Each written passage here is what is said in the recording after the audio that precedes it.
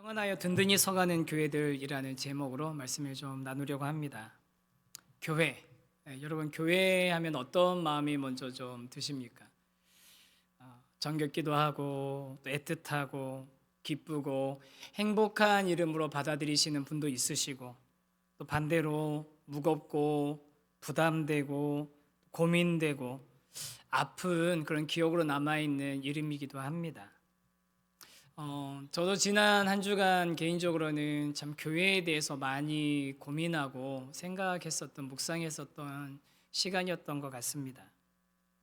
그래서 이 그동안 제가 이렇게 봐왔던 교회에 관한 책들 다시 또 꺼내보고, 또 말씀들 들어보고, 교회가 뭐였는지, 제 안에서부터 나는 교회를 지금 뭐라고 인식하고 있는지, 나는 교회를 어떻게 생각하고 있는지 다시 이렇게 점검해 보는데, 그러면서도 새삼 또 제 자신에게 놀란 게 뭐냐면, 제가 늘 교회는 건물 아닙니다, 교회는 건물 아닙니다 말하고 있지만, 그러면서도 제 안에도 여전히 교회를 건물, 조직, 뭐 어떤 프로그램, 시스템 이런 것과 그냥 끈끈하게 엮어놓고서 생각하고 있는 제 자신이 보이더라고요.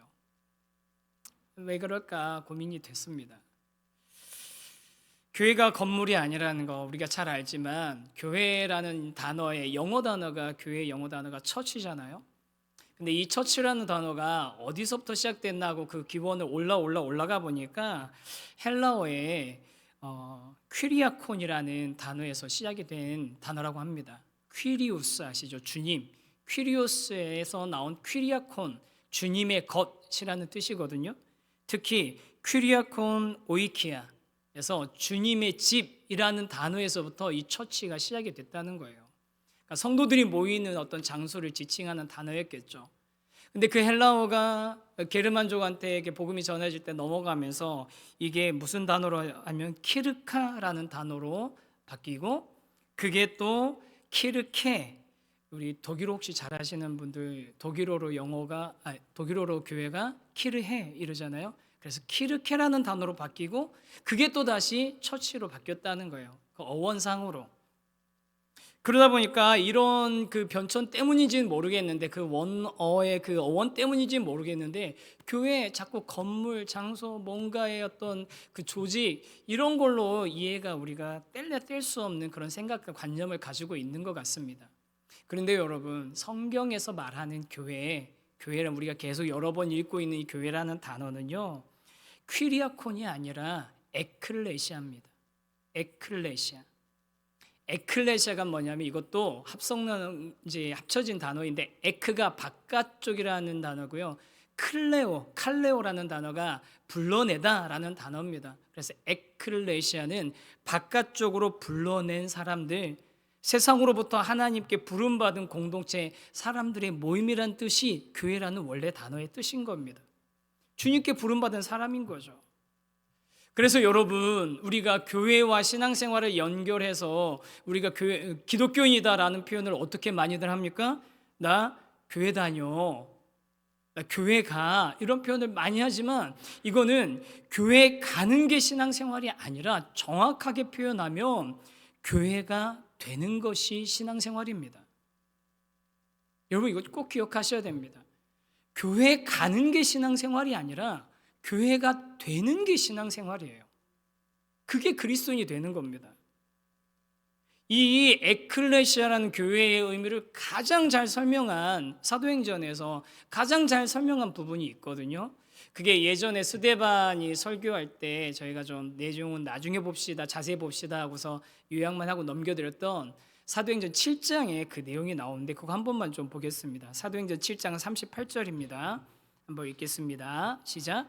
시내산에서 말하던 그 천사와 우리 조상들과 함께 광야 교회에 있었고, 또 살아있는 말씀을 받아 우리에게 주던 자가 이 사람이라. 스데반이 말하는 광야 교회가 뭐겠습니까? 광야에 무슨 교회 건물이 있어서 얘기하는 거겠습니까? 아니죠. 애굽에서부터 출애굽 불려 나온 사람들이잖아요. 부름 받아서 나와 있는 출애굽한 이스라엘 민족 전체, 하나님의 선택받고 부름 받은 민족 전체를 가리켜서 뭐라고 얘기합니까? 광야 교회사라고 부른 겁니다. 광야 교회. 그러니까 너무나 영광스러운 이름인 거죠. 하나님의 부름받은. 그런 이 성경대로의 교회 이름 그대로를 우리가 정확하게 인식하고 있다면 교회라는 이름을 들으면 가슴 벅차고 좋고 기대되고 따뜻하고 평안하고 만나는 그 교회에 속한 사람들 만나는 게 기다려지고 그게 당연한 거거든요. 근데 여러분 모르겠어요. 여러분들 우리 이 지금 한국에 있는 많은 성도님들이 교회라는 단어를 들으면 어느 순간 그 옛날에는 분명히 그렇게 기대되고 즐거웠는데 행복하고 따뜻했는데 어느 순간 어떻게 돼요? 부담되죠. 그 부담이 어느 날 고민으로 바뀌고 고민이 어느 날 괴로움으로 바뀌고 괴로움이 어느 날 분노로 바뀌고 그 분노를 지나가면 이제는 포기와 무관심으로 가게 되는 그런 과정들에 많은 성도들이 있는 게 부인할 수 없는 사실입니다. 여러분 어느 단계에 있습니까? 여러분은 교회란 말을 들을 때 어떤 마음의 생각이 들고 있으십니까? 그래서 사실은 오늘 이 본문 말씀을 가지고 지난주에도 그렇게 이제 처음에 제가 길을 잡아서 준비하다가 바꿨는데 오늘 말씀도 사실은 사도 바울이 바울 되기 전에 사울이잖아요. 사울이 했던 사역에 관해서 집중해서 좀 연구하고 말씀을 준비해 나가려다가 어느 순간 딱 제 눈에 사로잡혀서 떠나지 않는 말씀이 있는 거예요. 구절이 있는 거예요. 그게 31절이었습니다. 31절 말씀 한 번만 같이 다시 읽겠습니다. 시작. 그리하여 온 유대와 갈릴리와 사마리아 교회가 평안하여 든든히 서가고 주를 경외함과 성령의 위로로 진행하여 수가 더 많아지니라. 온 유대와 갈릴리아와 사마리아 교회가 평안하여 든든히 서갔다는 겁니다. 이 교회들이 평안하여 든든히 서갔다는 이 말이 이게 무슨 의미인지 너무 궁금한 거예요. 그리고 정말 교회가 이렇게 이 말씀에 나와 있는 것처럼 평안하고 든든히 서가면 너무 좋겠다. 그런 교회가 되면 너무 좋겠다라는 그런 소망이 생기더라고요. 그래서 오늘 우리 교회이신 여러분, 교회 오신 여러분이 아니라 교회이신 여러분, 오늘 교회가 든든히 서가고 평안했다는 이 말씀이 어떤 의미인지 우리 함께 같이 보고 또 그런 교회 되기를 소망하는 시간이 되기를 원합니다. 그래서 우리 첫 번째 생각해 볼 주제는 이겁니다. 한번 같이 주제 읽겠습니다. 시작. 꼬리에 꼬리를 물고 이어지는 사건들. 사울이 회심했습니다. 그 눈에 이렇게 비늘 같은 게 있었는데 의심했던 아나니아가 와가지고서 이제 주님 말씀 믿고 와서 안수해주고 기도했더니 그 비늘 같은 게 떨어지고 사흘간 먹지도 않고 기도만 했던 이 사울이 이제 몸도 회복하고 또 그렇게 됐습니다. 그러면서 이 사울이 완전히 회심이 이루어진 거죠. 회심을 제가 지난번에 설명드릴 때 회심에는 두 가지, 회개와 믿음이라는 두 가지가 있어야 되는데 회개라는 거 돌이킨다라는 거였잖아요. 방향을 바꿔서 사울이 완전히 방향을 바꿔서 돌이켰습니다. 제대로 이제 방향을 받아서 돌이킨 거예요. 그래서 사울이 기력이 회복되자마자 한 일이 있습니다. 바로 예수 그리스도가 진짜 하나님 아들이시다라는 걸 증거하기 시작하는 거예요. 그 20절에 나옵니다. 20절도 또 읽습니다. 시작. 사울이 다메섹에 있는 제자들과 함께 며칠 있을새 즉시로 각 회당에서 예수가 하나님의 아들이심을 전파하니. 놀라운 일인 거잖아요. 실제로 많은 사람들이 놀랐습니다. 누가 놀랐을까요? 양쪽 진영에 있는 사람들이 다 놀란 거예요. 지금으로 치면 사울과 함께 예수 믿는 사람 핍박하던 그 유대인들도 놀라고 사울을 피해가지고 곳곳으로 숨어서 숨죽이면서 신앙생활하던 그리스도의 제자들도 놀라고 다 놀란 겁니다. 그래서 성경에 나와 있는 당혹스러웠다라는 이 단어가 뭐냐면은 그 원래 그 단어의 의미가 혼란하다, 소동하다라는 단어거든요. 당연한 반응이 일어난 겁니다. 이쪽에 있는 사람이나 이쪽에 있는 사람이나 다 지금 혼란스러운 거예요. 저 사람을 어떻게 받아들여야 될지, 이걸 어떻게 해석해야 될지 지금 도대체 혼란스럽고 그것 때문에 소동이 생긴 거죠. 소란스러운 겁니다.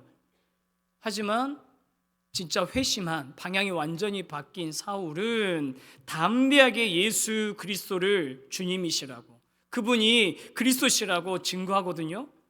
그럼 여러분 한번 생각해 보세요. 자, 하나님이 사울에게 일부러, 주님께서 사울에게 일부러 다가가셔서 막 빛도 보여주시고 일부러 막 이제 돌이켜 주셨어요. 놀라운 방향으로 바뀌었단 말이에요. 그러면서 내 그릇이라고 얘기하셨어요. 그러면 이 회심한 사울이 담대하게 복음을 전했을 때 무슨 일이 일어나야 될까요? 그 복음을 듣는 사람마다 다 뒤집어지고, 다 이제 나도 주님 믿겠다고 하고, 나도 다 내가 잘못된 길에서 돌이키겠다고 그래야 될 것 같잖아요. 그런데 어떻게 됩니까? 유대인들의 반응은 이전에 사울이 했던 그대로 사울을 죽이려고 공모합니다. 23절입니다. 이것도 다시 또 읽습니다. 시작. 여러 날이 지남에 유대인들이 사울 죽이기를 공모하더니. 유대인들이 사울 죽이는 것을 공모합니다. 근데 이 말씀 잠깐만 그대로 띄워놔 주세요. 여기에 여러 날이 지나매라는 이 표현을 좀 우리가 좀 주의해서 볼 필요가 있는데, 느낌상 여러 날이 지나매 그러니까 한 며칠 정도 지난 것 같잖아요. 그렇죠? 한 일주일 정도 지났나? 이 정도 생각이 들잖아요. 그런데 여기서 말하는 여러 날이 지나매는 그냥 며칠이 지난 게 아니라 충분히 많은 시간이 지난 후에, 시간이 많이 한참 지난 후에를 의미하는 단어입니다. 원래 단어는. 우리말로 보면은 이 느낌이 잘 안 살아요. 그럼 이게 그러면 구체적으로 충분히 많은 시간이 얼마 정도냐라고 하면요, 사도행전은 안 나오는데 다른 데 나오는 말씀을 종합해 보면 한 3년입니다. 좀 놀랍죠? 며칠이 아니라 3년이에요.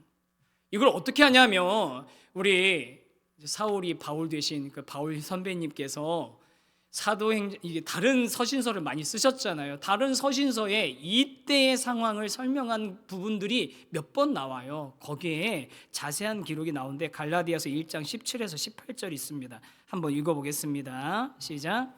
또 나보다 먼저 사도된 자들을 만나려고 예루살렘으로 가지 아니하고 아라비아로 갔다가 다시 다메섹으로 돌아갔노라.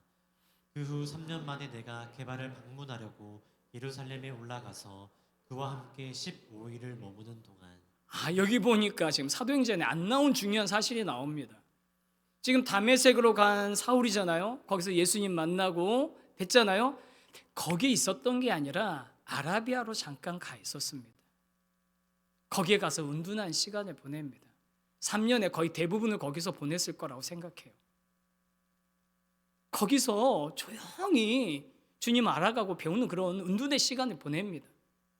그리고 나서 다시 어디로 오는 거예요? 다메섹으로 왔어요.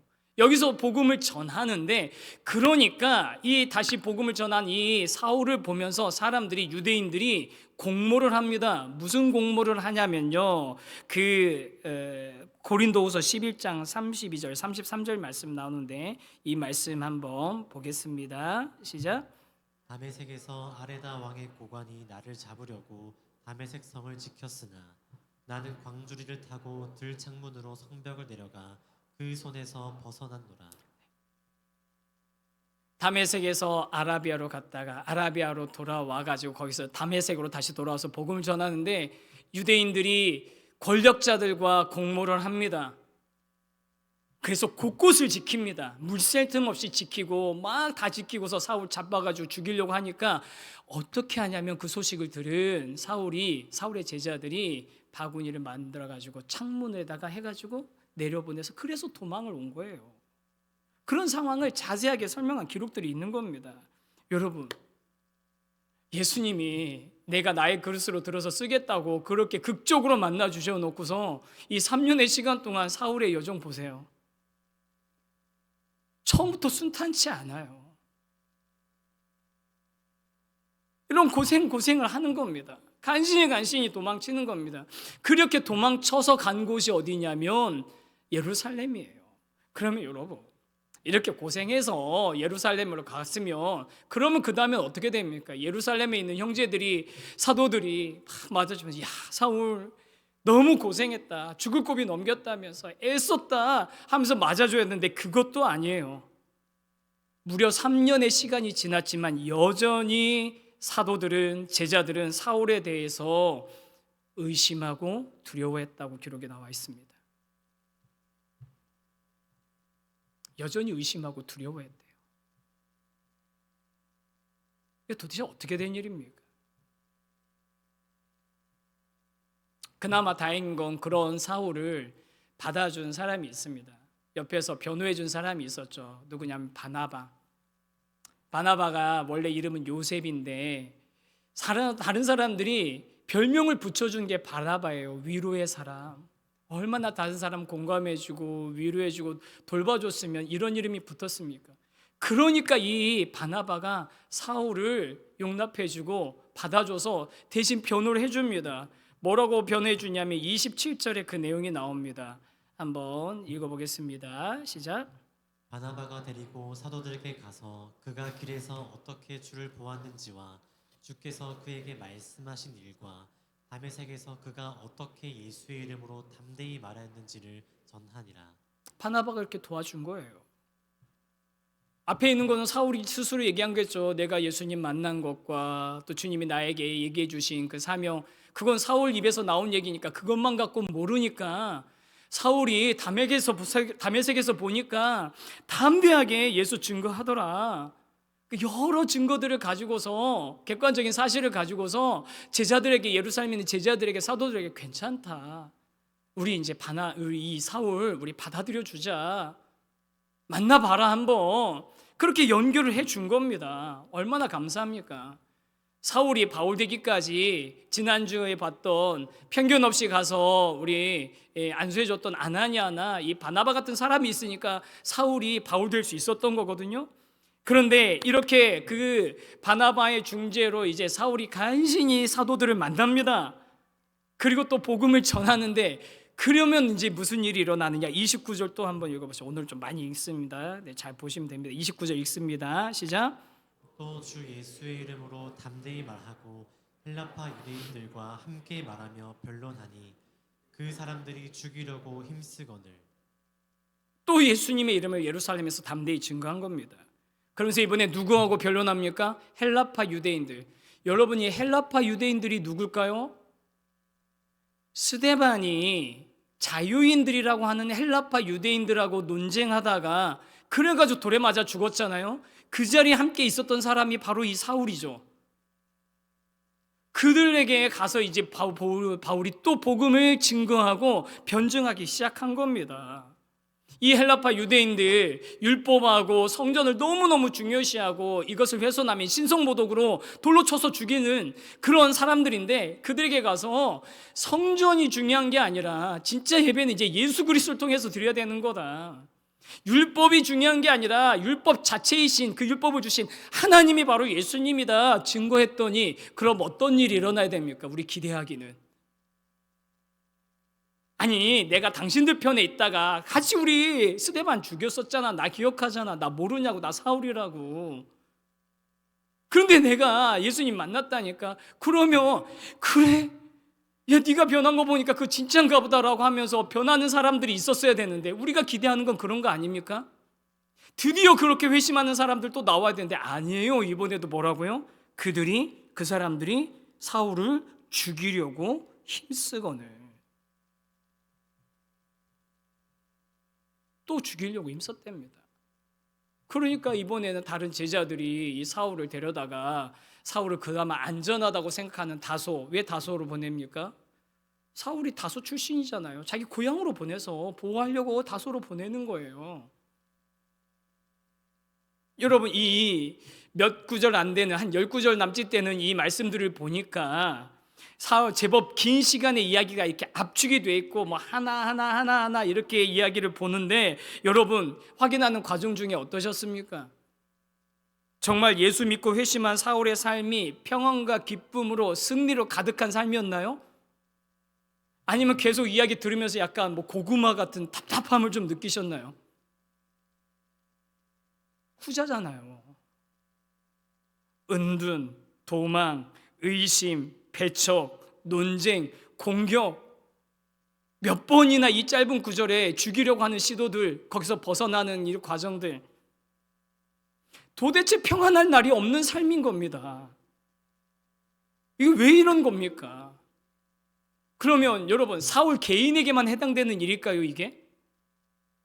사울 개인에게만 해당되는 문제가 아니라 사울을 포함한 그 당시의 모든 그리스도의 제자들, 모든 교회 성도들이 똑같은 상황이었을 겁니다. 유대인들이 공격할까 봐, 내가 예수 믿고 따르는 거 들켜서 죽임당할까 봐, 예수 믿는 감격은 있지만 늘 조심스럽고 불안하고 두렵고, 저 사울이 진짜 회심한 건지 속여서 우리를 잡으려고 한 건지 못 믿겠고, 그게 그냥 이 말씀 안에 지금 다 들어있는 거잖아요. 그런데 여러분, 이 사울과 관련되어 있는 한 3년 가까운 그 행적들, 고구마 같이 답답한 이 행적들의 그 이야기들의 마지막 결론을 뭐라고 얘기하고 있냐면, 처음 읽었던 말씀입니다. 31절 다시 한 번 더 읽어야 됩니다. 읽겠습니다. 시작. 그리하여 온 유대와 갈릴리와 사마리아 교회가 평안하여 든든히 서가고 주를 경외함과 성령의 위로로 진행하여 수가 더 많아지니라. 여러분, 지금 사울의 삶이, 교회의 상황이 평안하다고 할 수 있습니까? 든든하고 안정됐다고 할 수 있습니까? 그런데 성경은 이상하게 표현하고 있습니다. 우리 두 번째 주제 한번 같이 읽겠습니다. 시작. 그리하여 교회가 평안하여 든든히 서가고. 그리하여. 여러분, 그럼에도 불구하고가 아닙니다. 이런 어려운 상황임에도 불구하고 교회가 평안하여 든든히 서갔다가 아닙니다.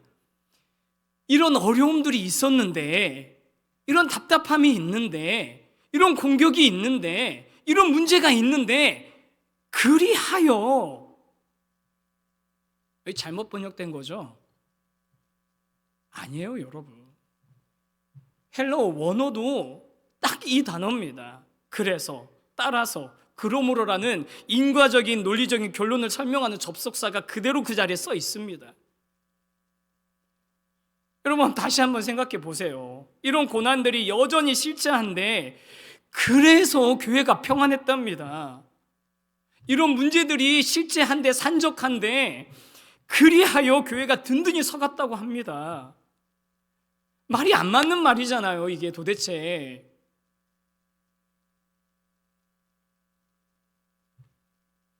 말이 안 맞는 말이잖아요. 그러면 여러분,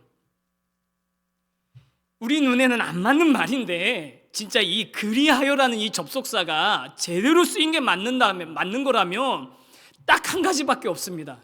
이게 제대로 쓰인 접속사가 맞다면 우리가 해석할 수 있는 방법은 하나밖에 없어요. 그게 뭐냐면 여기 써 있는데, 교회가, 성도가 누리는 평안은 아무 문제가 없는 상태가 아니어야지만 이 말이 맞는 거예요.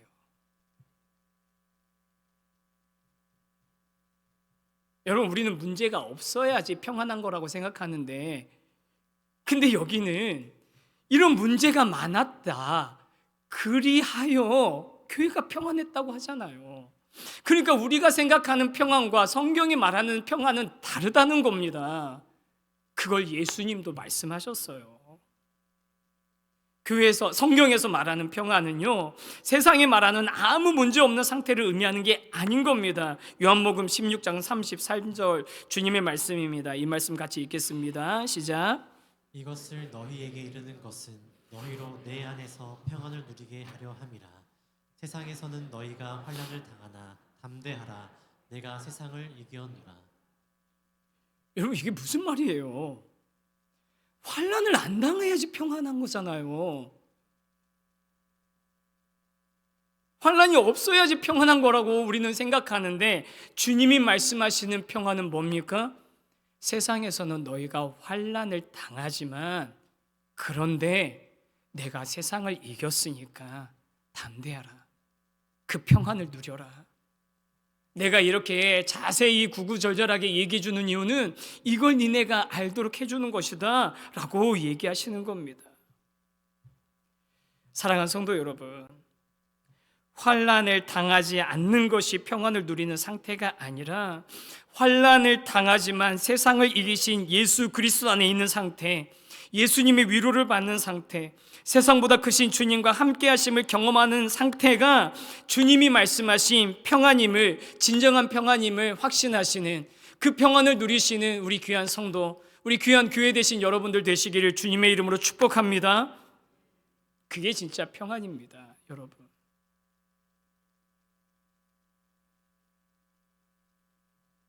지금 성경 말씀이 그렇잖아요. 교회가 태동되고 나서 얼마 안 돼서 오순절 성령 강림 사건 이후로 막 불일 듯이 일어나며 기쁨이 있었는데, 그 이후로 오랜 기간 동안, 잠깐의 기쁨 이후에 오랜 기간 동안 환난, 큰 슬픔이 있었습니다. 실질적인 박해와 위협에 노출돼 있었습니다. 그런데 여러분, 그렇게 위협과 박해, 그런 어려움에 노출돼 있을수록 교회는 어떻게 됐냐면 주님의 위로와 성령님의 위로가 훨씬 더 크게 그들 가운데 임했다는 겁니다. 사울이 경험한 게 그건 거예요. 그때 교회가 경험한 게 그건 겁니다.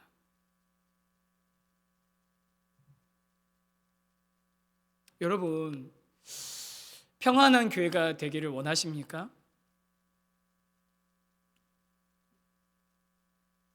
우리 세우신 교회가 평안한 교회 되기를 원하십니까? 아멘이시죠? 그럼 어떻게 하면 평안해질 수 있을까요? 최대한 조심하고, 최대한 선 넘지 말고, 문제 될 만한 건 아예 하지 말고, 좀 해보자. 그래? 이거 좀 복잡한데? 그럼 아예 내려놓고, 그러면 우리 평안한 교회가 될까요? 문제 없는 교회?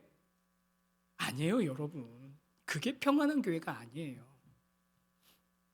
도전은 늘 있지만, 위협은 늘 있지만, 복음 때문에 감당해야 될 고통이 있지만, 생각하지도 못한 그런 혼란이 있지만, 그럼에도 불구하고 그렇기 때문에, 그래서 주님께 의지하고 기도할 때 우리 교회보다 크신 주님의 보호와 위로를 받는 게, 그 상태가 평안이라는 겁니다. 저는 우리 교회가 그런 주님의 진정한 평안을 누리는 교회, 또 교회 되신 우리 성도님들의 삶이 되기를 간절히 소망합니다.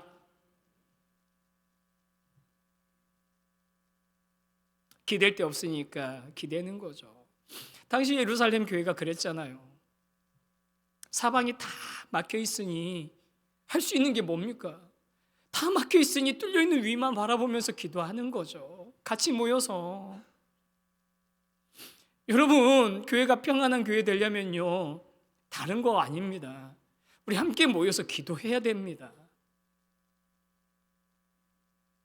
교회가 진짜 평안한 교회 되려면 우리 함께 모여서 기도해야 됩니다. 주님의 위로를 구해야 됩니다. 여러분, 그 소문 들으셨어요?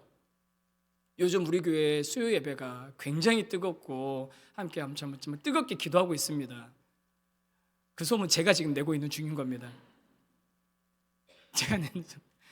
근데 이거 농담처럼 말하지만 진짜예요. 저희 지금 오시면 거의 중간 뒷자리에는 다 앉을 자리가 없을 정도로 빽빽하게 앉으셔가지고 지금 같이 기도하고 있는데, 여러분, 많이 모이는 게 중요한 게 아니라 우리 기도해야 돼요. 그래야지 평안한 교회 되는 겁니다. 제가 이런 얘기하면, 제가 일부 때도 제가 좀 변명처럼 했는데, 우리 교회 문제 있나? 아니에요, 여러분. 문제 있어서만 기도하는 게 아니라 우리가 모여서 기도할 때 진짜 평안한 교회가 되는 겁니다. 주님의 위로를 경험하고 주님의 보호받는 교회가 되는 거예요. 고난주간 때까지 굳이 기다려가지고 미리 시작하면 기운 빠질까 봐 그때까지 기다리고 안 오시고 그러지 마시고 이번 주 수요일에 기도하러 오시기 바랍니다. 왜 아멘 안 하세요?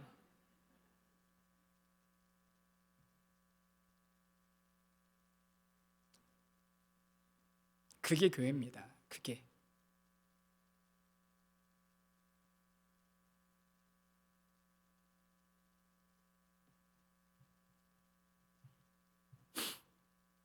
문제가 없어서 평하는 게 아니라 어떤 문제가 있더라도 보혜사 성령님의 위로를 통해서 평안을 누리는 그런 교회, 그런 교회에 대한 성도의 삶,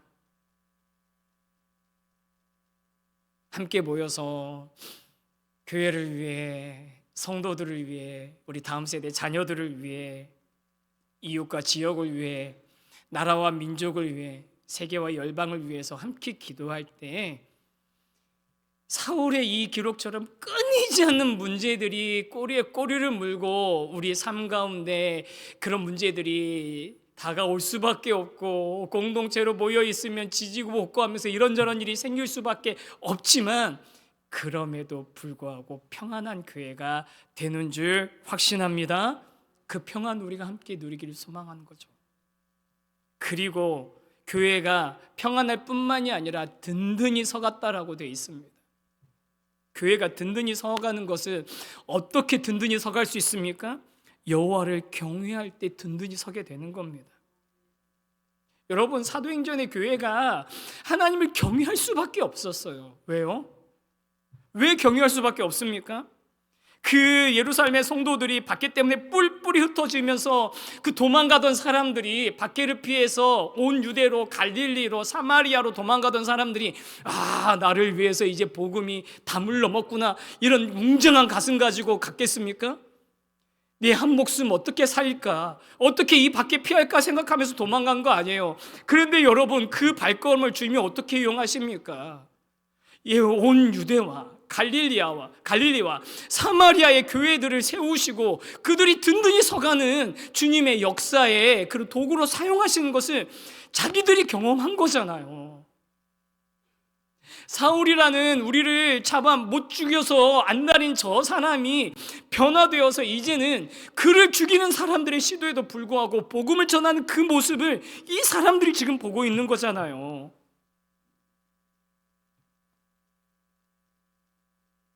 하나님은 정말로 우리 인간이 상상할 수도 없는 그런 인물들과 사건들을 통해서 하나님의 역사를 이루어 가시고 있다는 것을 그들이 봤고, 그래서 하나님을 경외했기 때문에 그 교회들은 든든히 서갈 수 있었던 겁니다.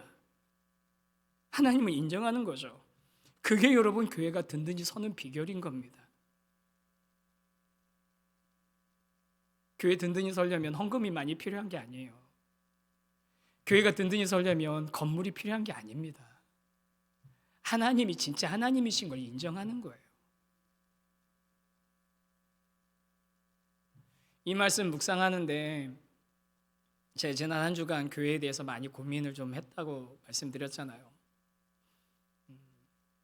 22년 딱 이쯤이 생각이 나더라고요. 우리 분리개척하기 딱 그 한 달 앞둔 요 시점, 꽃이 필랑말랑, 잎이 날랑말랑하고 있던 이 시기. 여러분, 그때 제 마음이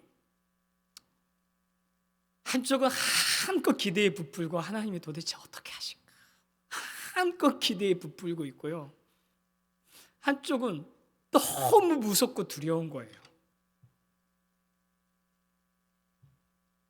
막 좋은 동역자들과 함께 해보자, 막 아무것도 없지만 뭐 해보자, 으쌰으쌰 하면서 막 할 때는 막 진짜 막 기대와 막 희망으로 막 부풀고 내가 잘할 수 있을 것 같은 막 자신감이 막 이렇게 막 있다가도, 가득 차다가도요, 뭐 문제 하나 딱 걸려가지고 이 문제를 이렇게든 저렇게든 결정을 해야 되는데, 이렇게든 저렇게든 뭔가 선택하고 결정해야 되는데 그거 하나를 결정을 못하고 제가 계속 미루고 있는 거예요.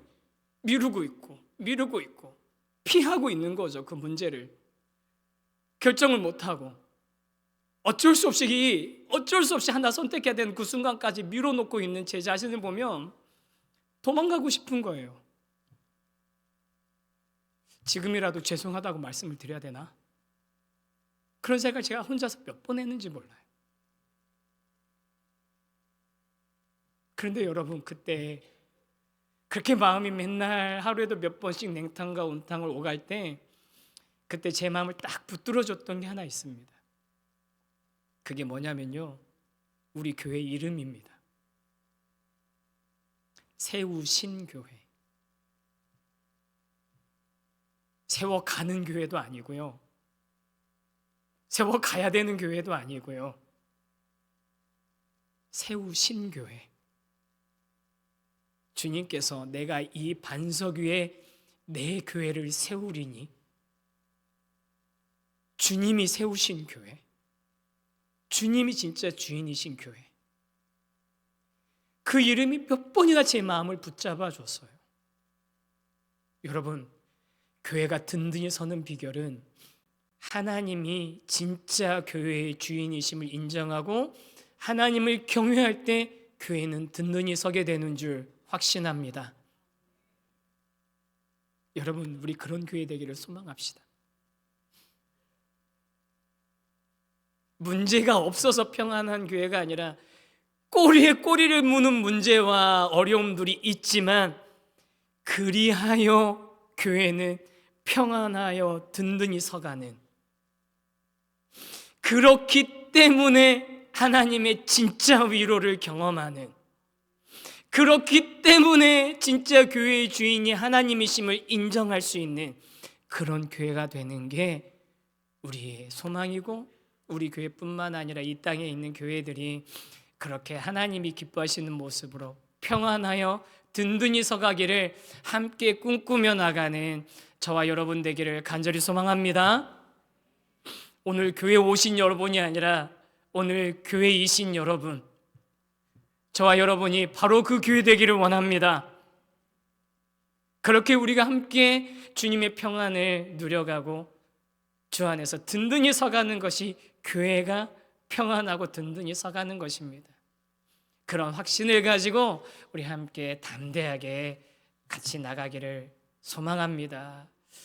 그래서 우리 이 찬양 같이 불렀으면 좋겠어요. 우리 고백입니다. 교회여 일어나라, 주께서 부르시니. 두려움과 실패는 내려놓고 교회여 일어나라. 교회여 일어나라, 주께서 보내시니. 우리를 부르신 삶의 자리에서 교회여 일어나라.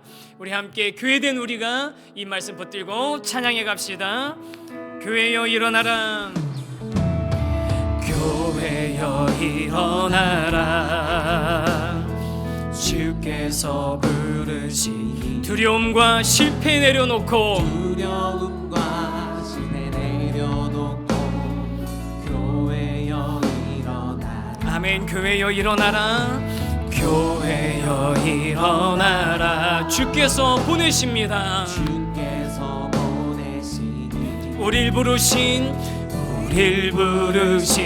삶의 자리에서 교회여 일어나라. 아멘. 우린 세상의 빛, 우린 세상의 빛, 하나님의 편지, 주의 교회를 통해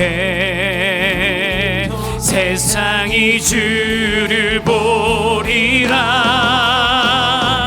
일어나라, 아버지 사랑으로, 아버지 능력으로 서로 하나 되어 그 빛을 비추.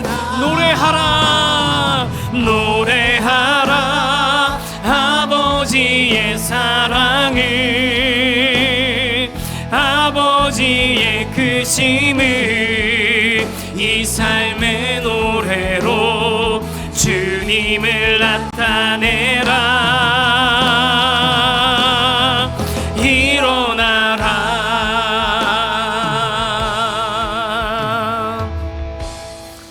교회 되신 여러분, 우리가 교회입니다. 아멘. 우리가 교회입니다. 그리고 교회의 평안은 문제 없는 게 평안이 아닙니다. 문제는 끊임없이 있지만 그럼에도 불구하고, 아니 그렇기 때문에 주님을 의지하는 것, 그게 평안입니다. 우리 교회 되신 여러분, 우리가 주님이 진짜 우리의 주인이심을 인정할 때 우리는 든든히 설 수 있는 겁니다. 우리 그런 마음으로 주님의 거룩한 교회 함께 세워가지 않으시겠습니까? 우리 그런 마음으로 함께 다시 일어나서 우리 이 찬양 주님께 올려드립시다. 결단하며 찬양합니다. 교회여 일어나라, 교회여 교회여 일어나라. 주께서 부르시니 주께서 부르시니 두려움과 실패 내려놓고 두려움과 실패 내려놓고 교회여 일어나. 아멘. 교회여 일어나라. 교회여 일어나라. 주께서 보내신 우릴 부르신 삶의 자리에서 삶의 자리에서 교회여 일어나라. 우린 세상의 빛, 우린 세상의 빛, 하나님의 편지 주의 교회를 통해 세상이 주를 보리라. 일어나라 일어나라 아버지 사랑으로 아버지 능력으로 서로 하나 되어 그 빛을 비추 노래하라 아버지의 사랑을 아버지의 크심을 이 삶의 노래로 주님을 나타. 일어나라 아버지 사랑으로 일어나라 아버지 사랑으로 아버지 능력으로 서로 하나 되어 그 빛을 노래하라 노래하라 아버지의 사랑을 아버지의 크심을 이 삶의 노래로 주 우리 한 번만 더 고백합시다. 일어나라 아버지 사랑으로 일어나라 아버지 사랑으로 아버지 능력으로 서로 하나 되어 그 빛을 비추라. 노래하라 노래하라 아버지의 사랑을 아버지의 크심을 이 삶의 노래로 주님을 나타내라. 일어나라.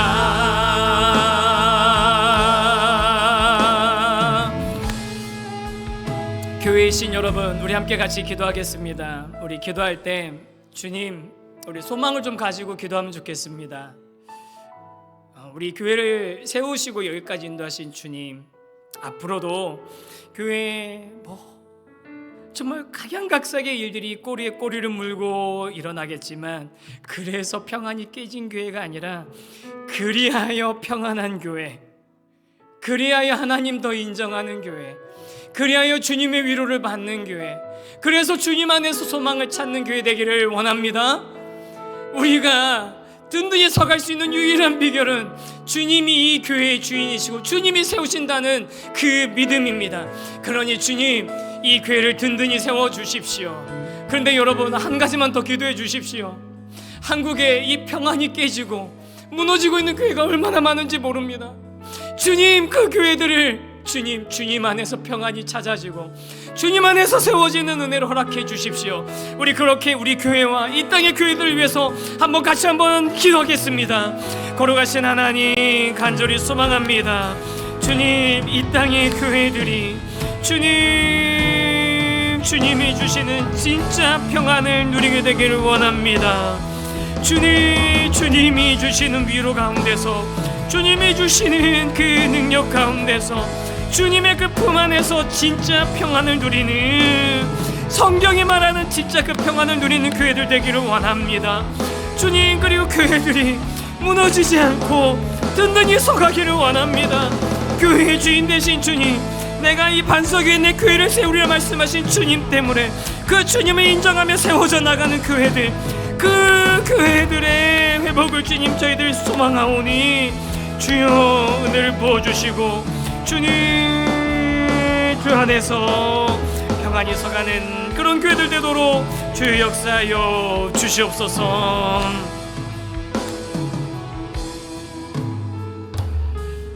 주님, 오늘 이 말씀이 그대로 우리 교회에, 이 땅에 많은 교회들에 이루어지기를 소망합니다. 많은 어려움들이 있지만 그리하여 교회가 평안하여 든든히 서가고,